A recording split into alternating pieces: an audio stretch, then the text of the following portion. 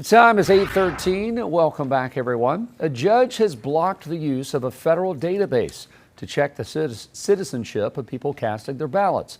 The administration was found to have violated 3 different laws with its new voting system that shows Americans' citizenship data. Critics of the effort threaten to disenfranchise eligible voters. Joining us now is our chief legal analyst, Kali Frode. So let's talk about the 3 violations that we're talking about here. Well, it's a 77-page order. Let's start with there. And so this is a massive size order, 75, I should say. I've clerked for judges for a number of years.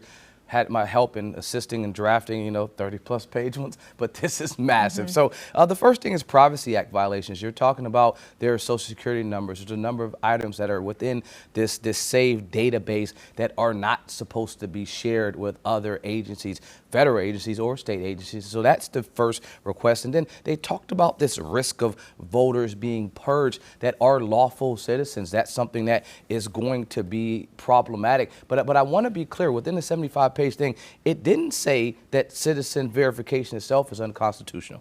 It didn't say that states can't remove non-citizens from voter rolls. It also didn't say that the DHS lacks authority to assist states in doing this. It just says the way that they're attempting to do this right now is improper, specifically trying to use this database and share it with states without making sure that it's scrubbed for using that personal information, specifically Social Security numbers. What do you think overall, Khalif, the government was trying to do here? I mean, I don't think they were intentionally going in trying to, disenfranchise voters. What do you think the overall reason was? Well, I mean, the original goal is that only U.S. citizens can vote in federal elections. That's the whole premise of the SAVE Act on its face, right? The issue is, and this would be something that will go up for appeal on a number of concerns, is who has control of the elections? Is it the federal government or the states? And that's an argument that has clearly landed that the states have control of it. So a lot of the push is the federal government trying to tell states what to do. And that's kind of what the judge was dancing around in this order, saying that, listen, while I appreciate that you're attempting to do this, this may not be the proper mechanism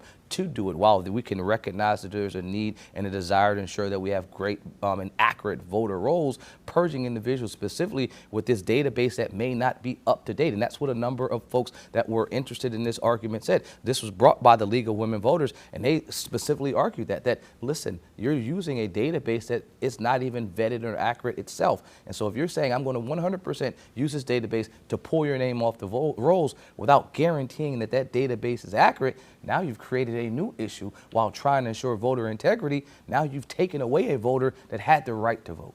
All right, so the judge has blocked this, but I take it that this is not the end of this. So what do you think happens next? Likely appeal. I mean, the original response from the Department of Homeland Security, they sharply criticized it, said the decision prevents the agency from addressing concerns about non-citizen voters, then issue that the administration has prioritized. That last part for me is probably the most telling. If the administration has prioritized this and you have a judge that is now trying to stop this, there are 2 ways you can go. First of all, hitting back to what the Supreme Court said last year, that you don't like these nationwide injunctions where you have one judge looking at this and stopping it across the country. The other portion is appeal. And so if you believe that this judge got it wrong, appeal it to the Court of Appeals, have an opportunity for them to look at this again, because as I mentioned, the judge didn't say they don't have the authority. They just said you can't do it the way you're attempting to do it. Do you feel like this ruling makes voting more secure or more vulnerable? It really just depends. I mean, if you're a person that was on the rolls legally, lawfully, United States citizen, and then you were removed accidentally, right? Because somehow you popped up on this save list and now your name has been taken from the rolls, it would not make it better for you because you had the right to vote. And now you have to go through, the process of using an absentee ballot and, doing a number of things to be able to vote when you lawfully had a right to vote. Well, on the other side of the argument, that's why I can understand and appreciate what they're attempting to do. If you were on there and you were a non-citizen and you should not have been voting, it does help. Just ensuring that, I think, and that's the first step, I'll go back to what the court said, it's important if you want to have a database to do something like this, that database is up to date and accurate. So you are using something to support and not creating new issues. How would they make sure that that is up to date? And that's probably smarter folks in the room, smarter than me. Fair I enough. mean, I thought you were the smart one. Smarter I than wish you, I Clay. was.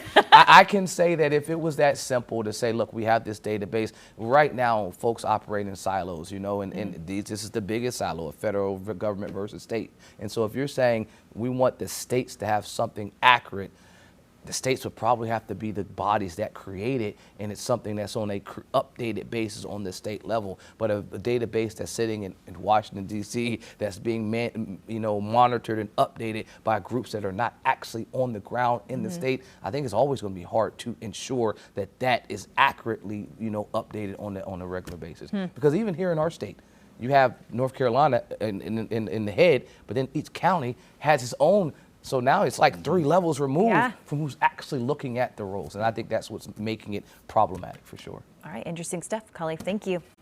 Queen City News Plus. Just search Queen City News on your smart TV's app store.